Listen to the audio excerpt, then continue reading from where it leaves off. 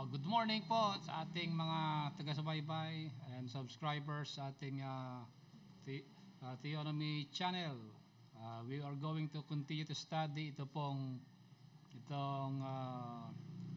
The Essenes Part 2.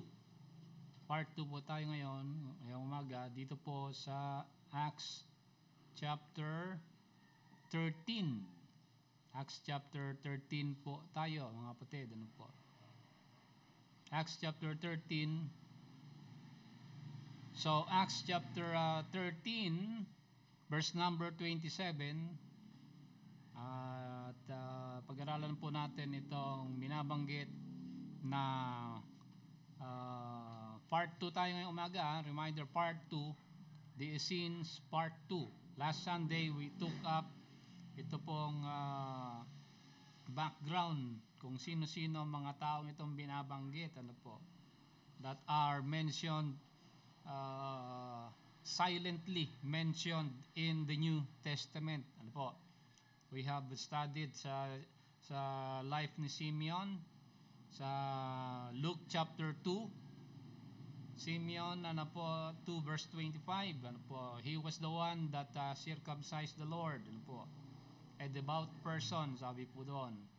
And we also studied ito pong Cornelius, si Cornelius, a Roman centurion sa Acts chapter 10, a devout person also. So ito pong term na a devout person, they are used mainly, although they do not monopolize, but they are this term devout person mainly used for this group of people, the Essenes, ano po, silently mentioned in the New Testament. If we can trace their trail dito sa Acts, they are all over the place, ano po, sa book of Acts. So we will continue studying them dito po sa part 2 po natin. Mention sa Acts 13:27, binanggit po diyan, yet the voices of the prophets, it was written. So this phrase is referring to this group, the group of the Essenes, ano po mga kapatid. So we are going to study that this morning. There are several groups in the nation of Israel. These are main groups po ito, ano po, primarily ito pong mga Levites, the mga scribes, and then the Pharisees, and then the Sadducees, and then meron pang tinatawag na Hellenists, and then may mga Zealots din, and then ito pong group ng Essenes. So maraming factions po yan, religious faction within the nation of Israel. They are all mentioned in the Bible. Most of them, ano po, are declarations of the Lord condemning these two groups of people. Ito pong tinatawag na scribes and Pharisees. Opo. Now, these groups of people, they have been appointed, ano po, if we can go back sa past lessons natin sa Daniel chapter 7, ito pong war between the north and the south. The nation of Israel is always in the middle, being caught up with this war. The Seleucid Empire in the north and then the Ptolemaic Empire in the south. They are always, in Daniel chapter 11, napag-aralan na po natin yan, they are always at war with one another, and the nation of Israel, being in the middle, are caught up within these wars, ano po. At within that period, the nation of Israel was Hellenized. Ibig sabihin, yung doctrine ng Greece, the Grecian Empire, was imposed to the nation of Israel. And the Grecian Empire then forced the nation of Israel to change their calendar from solar. They were enforced coerced to change their calendar into a lunar calendar. But originally, the calendar of Israel was solar one, 360 days in a year. When the Hellenization took place, they added 5 more days, so the 365 days. So nagkaroon na ng kaguluhan doon, particularly in prophecy. Within that period, kapatid, ay lumabas itong mga particular groups na binanggit po natin. And then, when the Roman Empire took over the whole region ng kasama diyan siyempre ang the nation of Israel, at between the Old and the New Testament, yung sinasabi ng mga Bible scholars na 400 silent years, actually they are not silent. Ano po? If you study Daniel chapter 11, yung Daniel chapter 11 was a summary of wars between the Old and the New Testament, yung 400 silent years na binabanggit ng mga Bible scholars, which are actually not silent in history. Ano po? Andiyan namayagpag si Antiochus Epiphanes of Greece, and also the group called by Daniel as Shittim. Shittim yata 'yon sa Daniel 11, which is the old name of the Roman Empire. Ano po? So, when the Roman Empire took over the whole region, nagkaroon po ng tinatawag, this was recorded sa writings ni sino tong Jewish historian, Josephus. Ano po? Okay, itong si Josephus, he wrote about itong tinatawag na the wars of the Jews. So nagkaroon po ng rebellion against the Grecian Empire, and he recorded also the rebellion against the Grecian and the Roman Empire also. At dito na mayagpag itong mga group of Essenes nung kapanahunan ng Roman Empire. Ano po?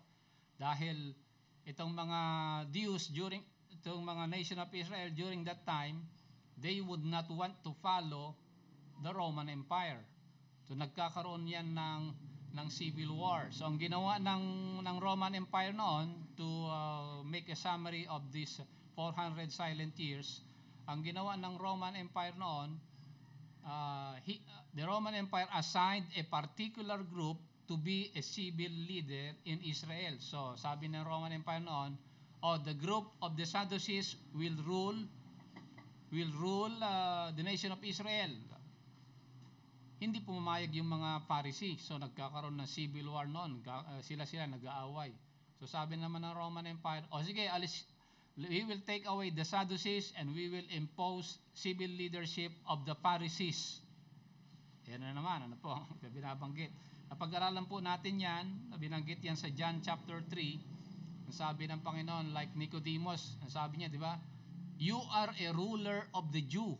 Sabi ng Panginoon, and you do not know these things. Sabi sa John chapter 3. Ibig sabihin, itong mga Pharisees, they are then they hold an office within the government. That is a big mistake. Ano po? Dahil what Roman Empire did, pinayagan niya, he imposed a religious leader to rule in a civil government. So they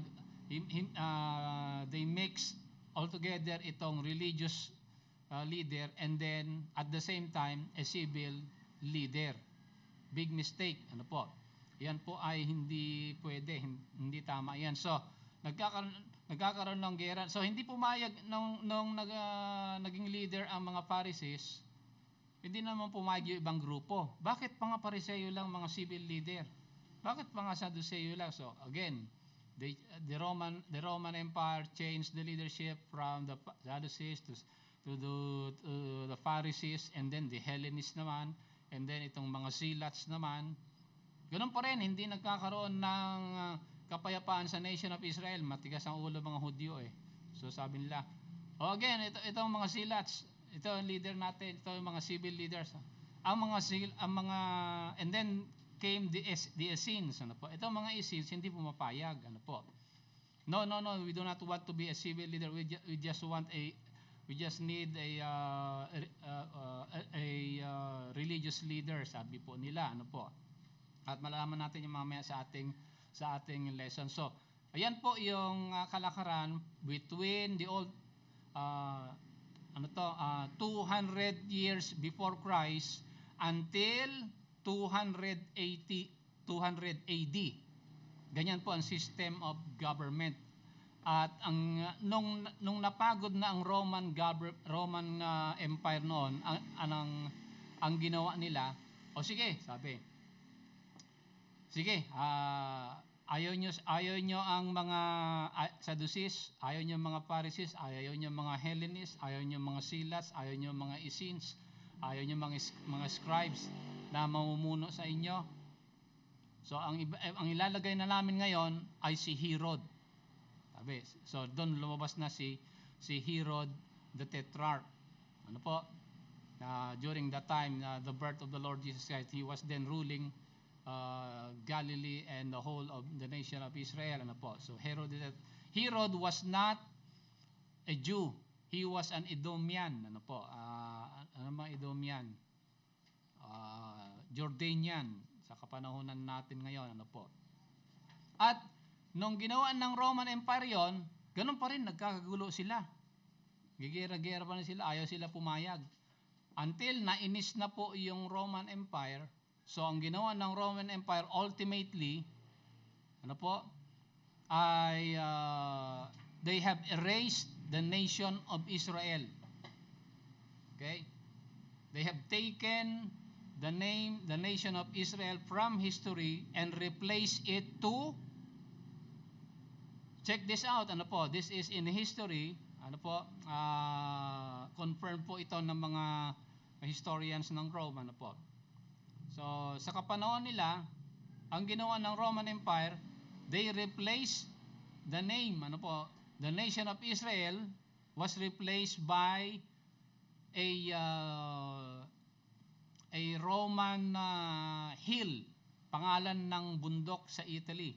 Kasi ang Italy ay it is a city built within 7 hills. 7 bundok nakapaligid yan sa Italy. Okay? Kita ko yan kahapon. Okay, sa Google, tingnan mo, malalaman mo naman yan, ano po.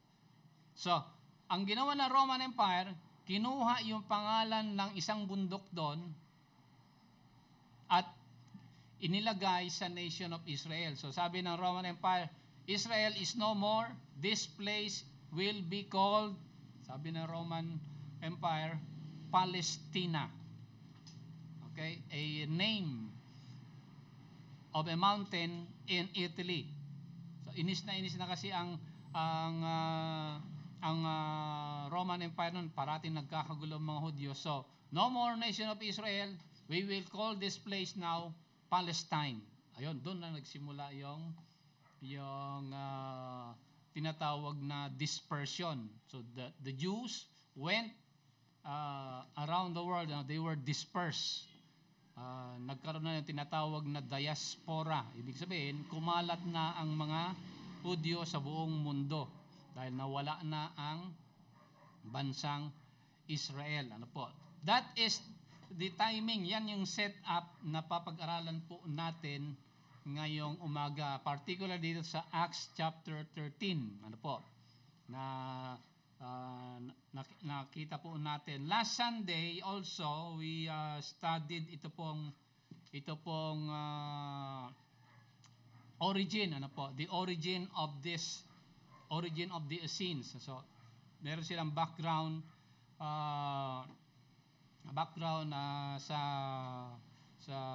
as a Greek, ano po? In the Old Testament, ano po? At the word Essene, by the way, the word Essene is a Greek word that means healer. Okay, so meron na kayong idea kung ano sila. Ano? Essene means a healer. So, ang kanilang paniniwala, we will go through some of them this morning. Ano po? At sana matapos po natin to, mahaba po ito, but they were called the healer dahil they are observing itong tinatawag na mga herbal medicines. At in history, we will take this up their historical background, particularly in their diet next Sunday. Ano po? Kasi ang mga Essenes, ang kanilang lifespan compared to the Sadducees, to the Pharisees, and the Hellenists and the Levites and the scribes, compared to all groups of the Jews, the Essenes, ang kanilang lifespan is double dahil they believe in herbal medicine. So, titingnan natin yung diet nila maya-maya. Bakit mas mahaba ang buhay nila kumpara sa kasi mga Pharisees way back then, during that time, itong time period na binanggit natin, ang lifespan ng mga Sadducees, scribes, and Pharisees were only 70, 60 years old. Yan ang lifespan nila. But the Essenes, ang kanilang lifespan is twice the Jubilee. Ang isang Jubilee is 50. So, ibig sabihin, ang lifespan ng mga Essenes, more than 100 years old. Bakit? Because they observe yung what they call the kosher diet or the Essenic diet. Ano ba yung diet nila? Bakit mas mahaba ang buhay nila kumpara sa mga Pariseo? This alone will force us to study ano ang meron sa kanilang diet. Ano po? Bakit mas mahaba ang buhay nila kumpara sa mga scribes and Pharisees? So, meron po lesson na matitake po tayo dito. Kung gusto mo mabuhay na mas mahaba, ay observe the diet of the Essenic of the Essenes. Okay? So, Essene means in Greek, healer. They observe itong mga herbal medicine. Obviously, namana po nila ito. Nakuha nila yung science of long life when they return from Babylon. Kasi yung hanging garden ng Babylon, sabi ko nga, meron 3 klase ng halaman doon. Ano po, may ornamental, merong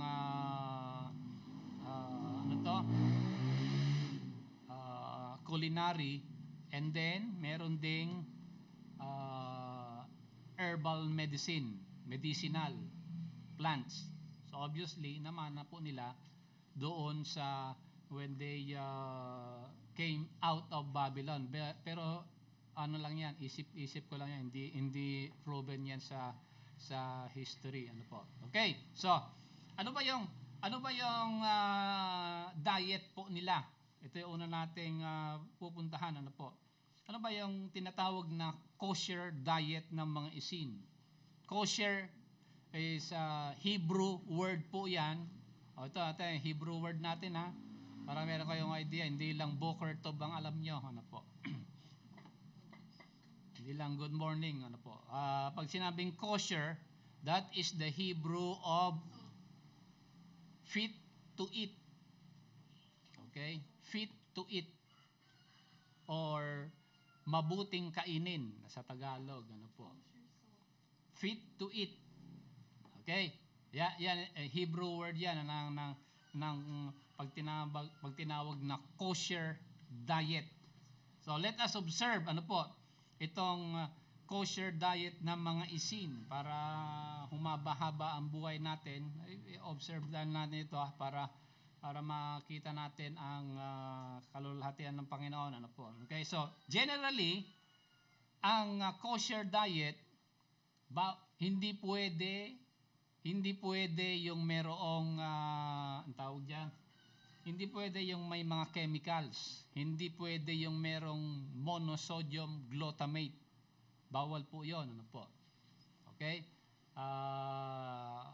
pupuntahan sana natin yung medical aspect nito, pero mahaba ang usapan yan. Ano po? Pupunta ka sa molecular effect yan ng bawat hayaan na natin si PJ mag-aral niyan. Ano po? Okay. So, generally, bawal po yung may mga chemical na added sa pagkain. Ano po yung mga monosodium, MSG, monosodium glutamate, or yung mga essence of chicken, essence of beef, yung mga ano bang counterpart ng MSG sa Japan? Umami, yan yung umami. Okay? Yes, but it is a chemical flavor. Ano po? It is not natural flavor yan. Ano po? Artificial flavoring yan. So, pag may MSG, ayan yan, mahilig maglagay ang MSG, mga inchik. Hindi yan pwede sa kosher diet. Sa Japanese naman, yung mga umami, okay? Ay hindi rin pwede yan. Ano po? So, generally, bawal ang mga chemical synthetic na taste, ano po, ihahalo mo sa pagkain, ano po, hindi pwede. Pagka kumakain ka ng karne, ito sinasabi, ito diet ng mga isins. Obserbahan natin to para dumoble ang haba ng buhay natin. Okay? Tingnan nyo, according sa this way, malalaman natin to sa write up na history between the Old Testament and after 100 and 200 AD. I have collated itong mga historical background po nila. Bakit ganon? Haba ang buhay nila. At hindi lang sila namamatay na sakitin, namamatay sila healthy. Itong mga Essenes. Okay, so obviously meron sila kaalaman na galing sa Panginoon na hindi natin alam, na hindi alam ng mga scribes and Pharisees. Okay? So pag-aralan po natin ano po. So generally pagka kakain tayo ng karne, anong sabi po dito sa Exodus 12? Let's go to Exodus chapter 12. Ito general study muna para meron tayong idea. Let's go to Exodus chapter 12. Okay, and see anong sabi ng Panginoon dito. Verse number Exodus 12, institution of the Passover. Exodus 12 verse number 8. Okay, pag-aralan natin to, but we will look at them one by one. Ano po? Ito. And they shall eat the flesh in that night, roast with fire, and unleavened bread, and, take note with bitter herbs. They shall eat it. Sabi dyan, ano po? Okay? So, kapag ikaw ay carnivorous, gusto mo na humaba ang buhay mo, kakain ka ng karne, pero may kasamang ampalaya, sabi diyan, ano po? Okay? Bitter herbs. Lalagyan mo ng mapait na gulay o kaya uminom ka ng tsaa na mapait. Uminom ka ng serpentina. Ayan, okay. Pagkatapos mong kumain ng karne. O kaya naman sa kapanahonan natin, pagkakain mo ng ito laging ginagawa sa Europe, ano po, pag kumakain sila ng karne, laging meron tinatawag na table wine or red wine, ano po, to balance yung kanilang intake. So red wine, itong bitter herbs will aid the digestion of the meat na kakainin po natin. So eat it with bitter herbs, sabi diyan ng ating Panginoon, mga kapatid. Ano po? These are carefully observed, ano po, by the Essenes. Ano po? Okay, yan. Siyempre, ito pa isa mahalaga, ano po. Itong meat na ito po ay kinatay mo. Pinatay mo. Paano naman yung meat na hindi hindi kinatay o hindi namatay. O paano naman yung karne na namatay, paano naman yung kambing na namatay na kusa? Pwede mo bang kainin yon? Okay, yan ang tanong natin. But ang kasagutan, Deuteronomy 14:31. Let's go to Deuteronomy 14:31. Sabi diyan, sa verse number 31, ano po? Paano yung namatay?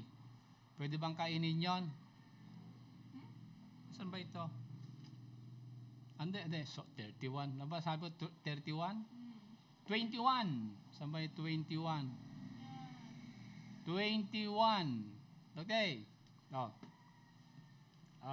Dalawang bagay ito. Ano ba? Pero, ye shall not eat of anything that dieth of itself.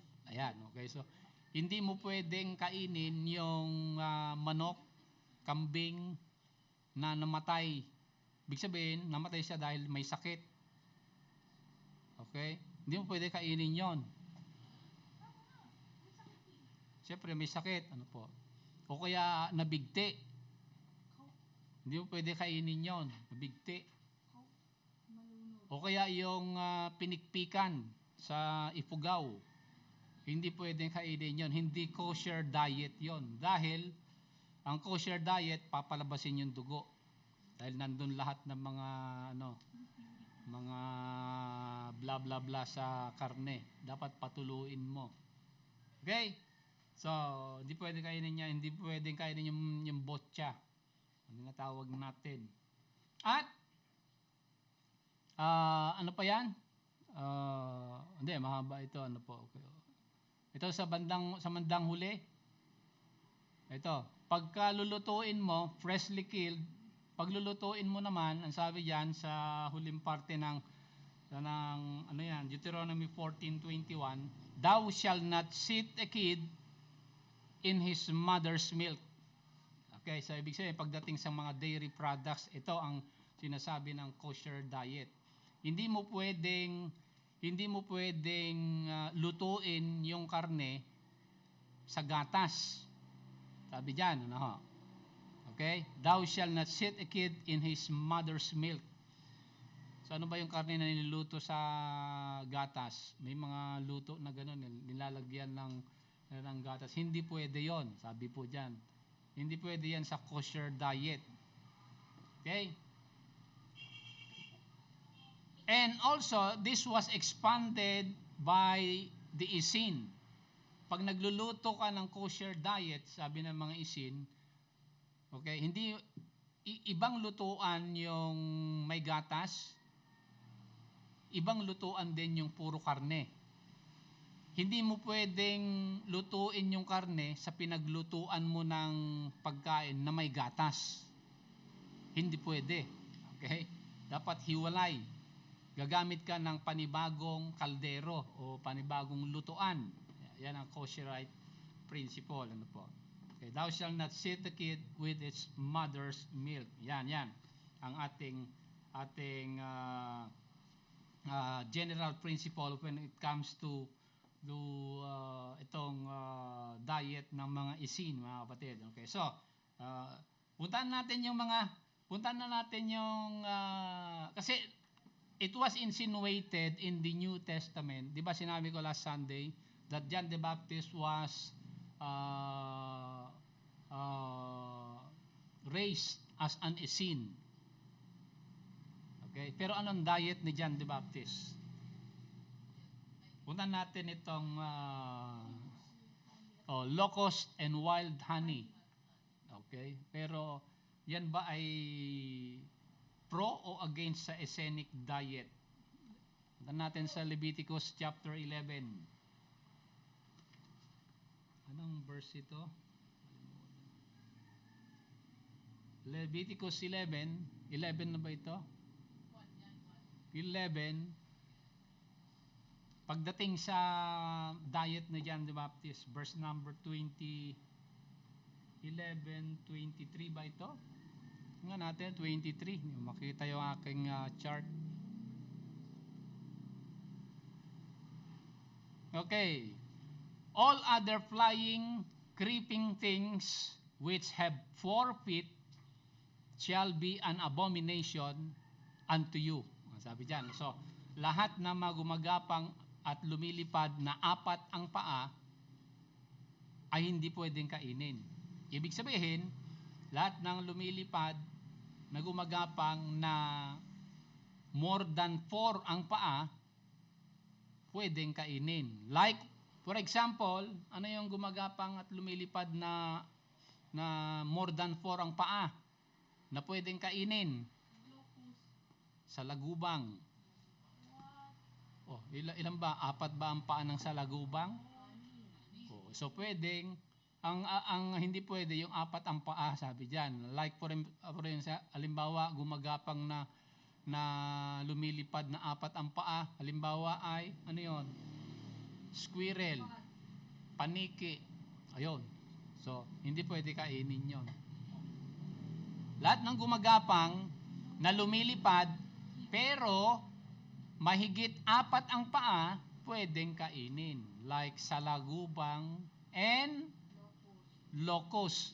So dyan, so yung diet na John the Baptist, pasok sa Essenic diet, sa kosher diet. Locust and wild honey ang kanyang kinakain. Ano po? Okay. Pagdating naman sa land animals,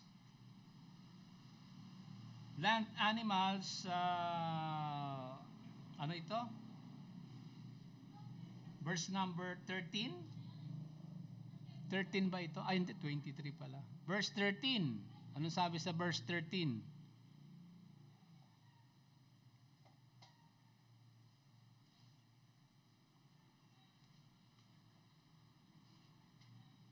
Land animals. Verse 13, 13 ba yan?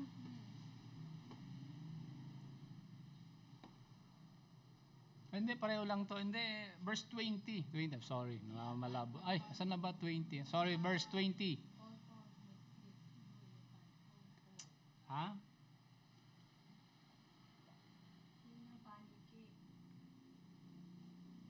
Ayun yung paniki, di ba? Ano ba yan? Verse 3. Oh, dali, malabo yung ating mata. Verse 3. Oh, pagdating sa land animals, verse 3. Whatsoever parteth the hoof and is cloven-footed and cheweth the cud among the beasts, that shall ye eat. Okay, so pagdating sa land animals, 4 ang paa, yung paa niya ay hati at saka ngumunguya-nguya. Yon ay pwedeng kainin or pasok sa kosher diet. Ano ang mga hayop na hindi hati ang paa? Yung kuko hindi hati. Ibig sabihin, hindi kasama sa kosher diet. It's not safe to eat. Camel or horse, di ba? Makabayo. Okay, di ba buo yung kanilang kuko? Yan. Dating sa land animals ha. Okay, so may criteria yan. Dapat yung kuko nila nahati at saka pagka nagpapahinga sila, ngumunguya sila, may bubble gum sila. O yun, pwede mong kainin yon. Sabi dyan ng kosher kosher diet. Ano po? Okay? At yung pinuntahan natin kanina, yung ano ito? Pagdating sa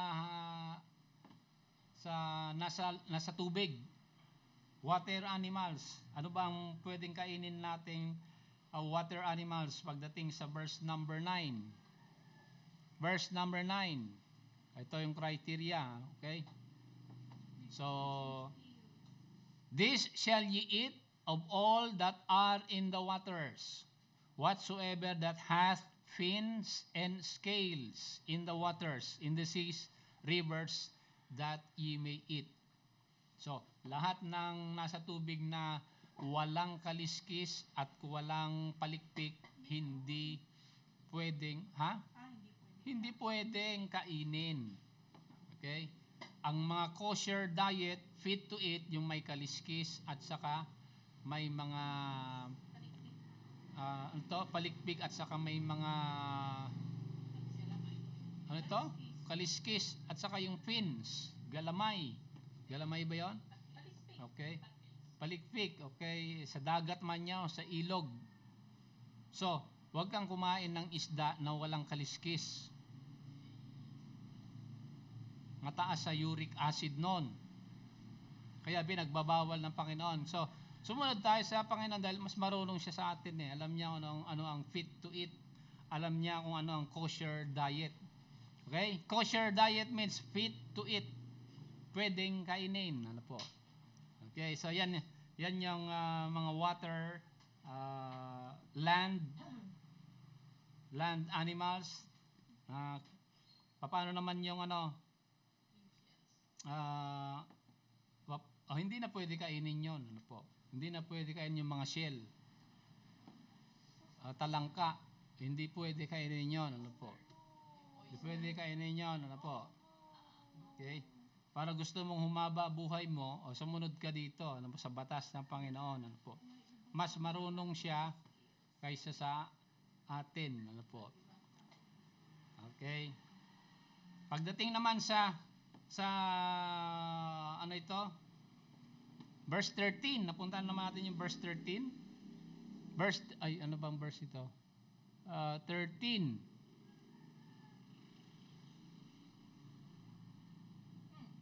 Ha? Verse 13. Sa mga air animals. Okay? And these are they which ye shall have in abomination among fowls. They shall not be eaten. They are an abomination. The eagle, osprey, at hanggang hanggang verse number 20 yan, mahaba yan, ano po? Okay? No, mahaba yan hanggang verse 20. Okay? Ayan. Ibig sabihin, generally, pagdating sa air animals, kapag ang air animals ay carnivorous, hindi pwedeng kainin.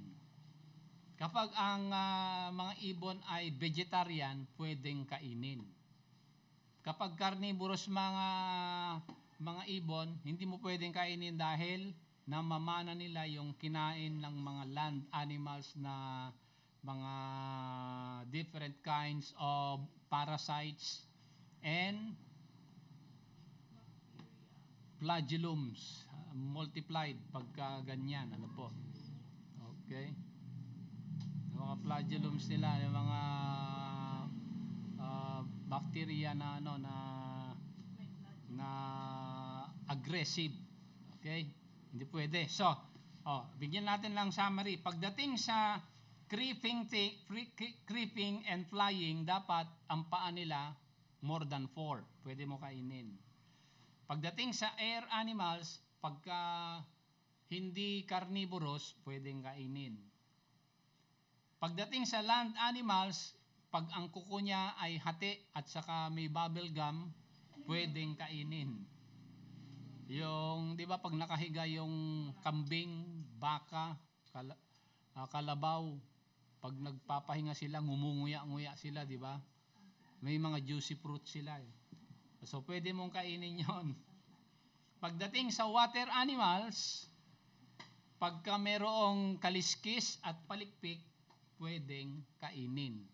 So, lahat ng shell, huwag mo na kainin para dumoble ang haba ng buhay mo. Hindi pwede yon. Okay? Hindi rin pwede yon. Po. So, yan ang kosher diet.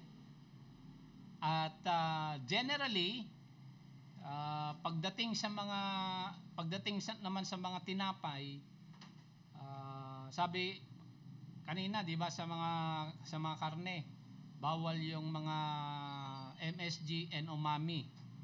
Pagdating sa dairy products, Hindi pwedeng ihalo sa karne. O pagdating naman sa tinapay, dapat hindi siya nahaluan ng ang tawag diyan ng leaven. Unleavened dapat. Okay, unleavened bread. Bread ay napapasama dahil may halong yeast at saka leaven. Okay, so hindi dapat ganun 'yon. At pagdating naman sa mga fruits, ano po? Kasi generally ang mga fruits meron ng kahalong sugar 'yon. So hindi pwede yung excess sugar. Ano po? Designed 'yan ng Panginoon. Halimbawa, para makakuha ka sabi ng nag-aral sa agriculture, ano po? Para makakuha ka daw ng isang ano to, yung isang malaking kutsara. Ang tawag ng malaking kutsara? Tablespoon, yung malaking kutsara. Pagka gusto mo makakuha ng isang tablespoon na asukal, ngunguyain mo daw yung 32 feet na tubo. Okay? So, ibig sabihin, kapag ang kinonsume mo within a day ay more than a tablespoon of sugar, excess na yon. Bawal na yon. Okay? Magkakasakit ka na nun. Kaya nga, inilagay ng Panginoon ang sugar sa sugar cane na may kahalong mga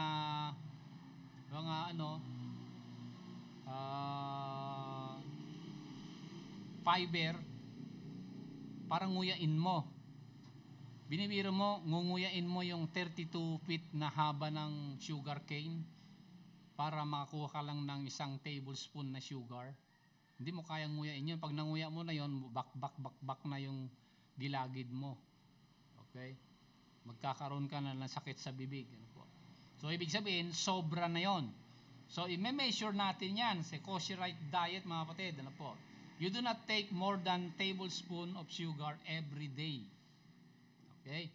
So, yan. Ayan po yung